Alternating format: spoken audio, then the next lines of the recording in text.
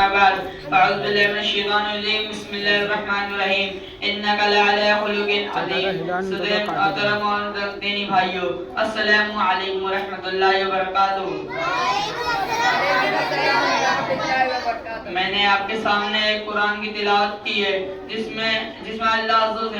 حضور اکرم صلی اللہ علیہ وسلم کی ایک وصف کا بیان کیا ہے کہ اے پہلے محبوب صلی اللہ علیہ وسلم، ہم نے آپ کو دنیا میں بلند اخلاق کا پیغام بنا کر بھیجا اور چنانچہ حیات طیبہ میں اعلیٰ ترین اخلاق کے نمونے پائے جاتے ہیں۔ ایک مرتبہ آپ صلی اللہ علیہ وسلم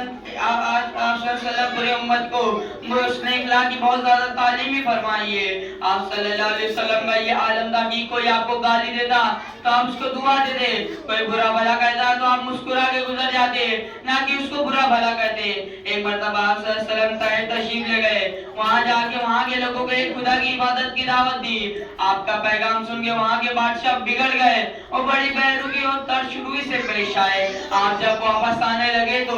آپ کے پیچھے بدماش بچوں کو لگا دیا جنہوں نے آپ پہ کوڑا کرکٹ پھینک دیا اور اتنا آپ کے اوپر کوڑا کرکٹ پھینکا کہ آپ کے جسم اندر خون جاری ہونے لگا اور آپ کے جوتے مبارک خون سے تر ہو گئے، مگر اور آپ صلی اللہ علیہ وسلم نڈھال ہو کر ایک باغ میں بیٹھ گئے۔ اتنے میں اللہ کی رحمت کو جوش آیا، آپ کی خدمت میں ایک فرشتہ نازل ہوا اور کہنے لگا کہ اگر آپ صلی اللہ علیہ وسلم فرمائے تو دونوں جانب کے پہاڑوں کو آپس میں ملا دے اور یہ بستی والے اس میں پھنس جائے، مگر قربان جائے آقا صلی اللہ علیہ وسلم کے اعلی اخلاق پر آپ صلی اللہ علیہ وسلم نے کہا یہ مجھے پہچانتے نہیں ورنہ ایسا ہرگز نہ کرتے۔ اگر یہ آج ایمان نہ لائے تو اللہ کی ذات سے امید ہے ان کی نسل ایمان لائے گی۔ ایسا ہی ہوا، اسی قبیلے سے ایک نوجوان شخص محمد بن قاسم رحمۃ اللہ علیہ اسلام کی دعوت لے گئے ہندوستان تشریف لے گئے اور انہی کی بدولت آج ہم مسلمان ہیں۔ الہی رحم کر کیسار طائف کے مکینوں پر، الہی پھول برسا پتھروں والی زمینوں پر،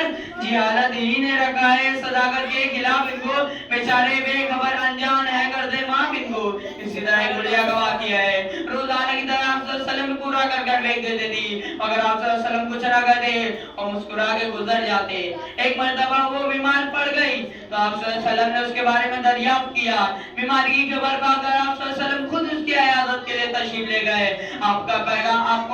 کو بڑھیا نے جب آپ صلی اللہ علیہ وسلم اپنے پاس دیکھا تو وہ رو رو کر معافی مانگنے لگی اور اسی وقت اسلام میں داخل ہو گئی۔ آج دشمن اسلام نے غلط خبر پھیلا رکھی ہے کہ اسلام تلوار کی زور سے پھیلا، مگر حقیقت یہ ہے کہ اسلام حسن اخلاق سے پھیلا ہے۔ ایک حدیث میں آپ صلی اللہ علیہ وسلم فرماتے ہیں کہ مفلس وہ نہیں جس کے بعد